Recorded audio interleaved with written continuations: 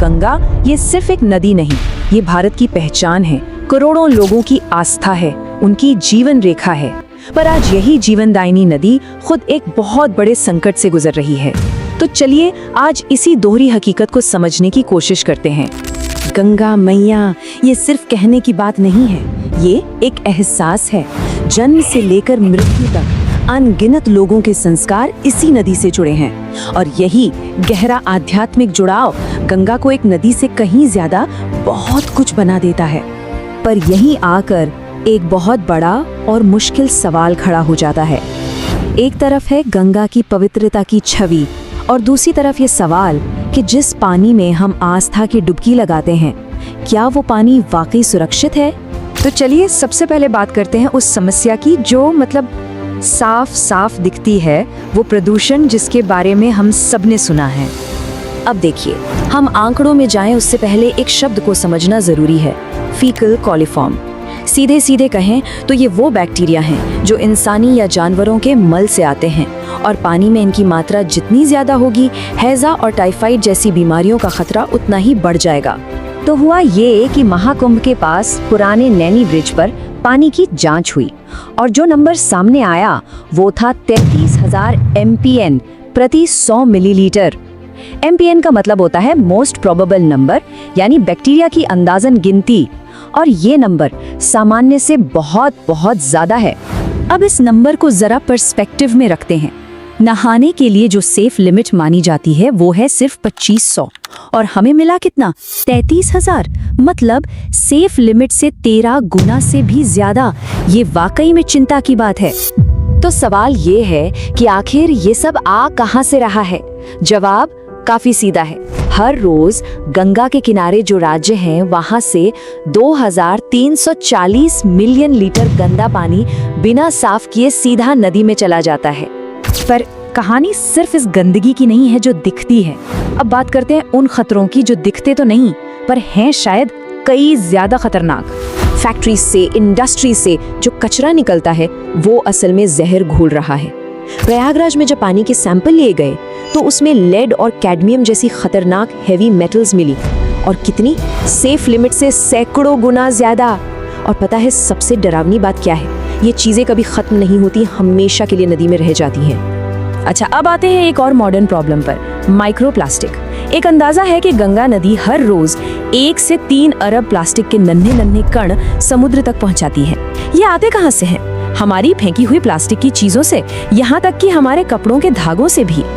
अब देखिए, ये सिर्फ प्लास्टिक के टुकड़े नहीं हैं, ये ना एक चुंबक की तरह काम करते हैं। दूसरे जहरीले केमिकल्स और खतरनाक बैक्टीरिया इन पर चिपक जाते हैं और ये प्लास्टिक के कण उन्हें पूरी नदी में घुमाते फिरते हैं। और अब बात करते हैं शायद सबसे बड़े और सबसे चिंताजनक खतरे की, एंटी माइक्रोबियल रेजिस्टेंस या AMR।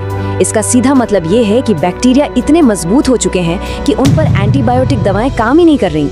उन्हें हम सुपर बग्स कहते हैं और रिसर्च ये बताती है कि गंगा नदी इन सुपर बग्स का एक बहुत बड़ा अड्डा बनती जा रही है। और ये कनेक्शन काफी चौंकाने वाला है। स्टडीज में पता चला है कि जब लाखों श्रद्धालु एक साथ नदी में डुबकी लगाते हैं, खासकर तीर्थ यात्राओं के दौरान, तो इन सुपर बग्स को बनाने वाले जीन्स पानी में अचानक बहुत बढ़ जाते हैं। मतलब आस्था की डुबकी अनजाने में इस खतरे को और ज्यादा फैला सकती है। तो इस सारे प्रदूषण का असर नदी में रहने वाले जीवों पर क्या हो रहा है? चलिए अब उनकी बात करते हैं। मिलिए गंगा नदी की डॉल्फिन से, भारत का राष्ट्रीय जलीय जीव, और आज इसका अपना घर ही इसके लिए खतरनाक हो गया है। क्यों?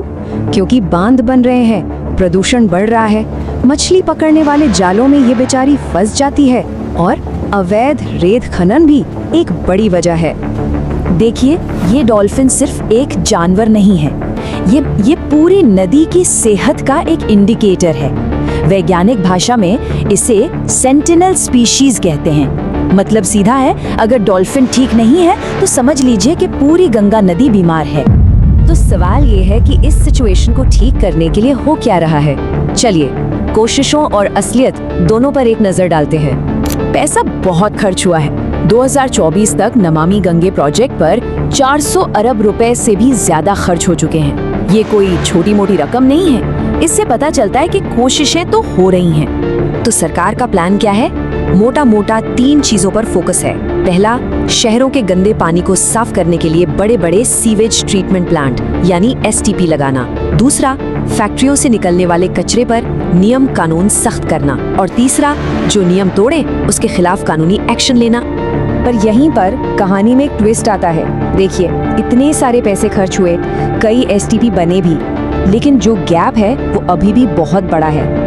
आज भी हर रोज 2340 मिलियन लीटर गंदा पानी ऐसा है जो बिना ट्रीटमेंट के सीधा गंगा में जा रहा है। हाँ, लेकिन ऐसा नहीं है कि कुछ अच्छा नहीं हो रहा। उम्मीद की वजहें भी हैं, जैसे कि नेशनल ग्रीन ट्रिब्यूनल या NGT।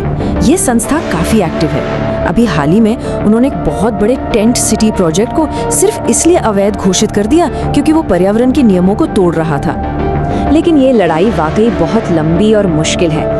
देखिए ना, गंगा को साफ करने का पहला टारगेट था 2020, वो निकल गया। फिर आया 2022, वो भी निकल गया।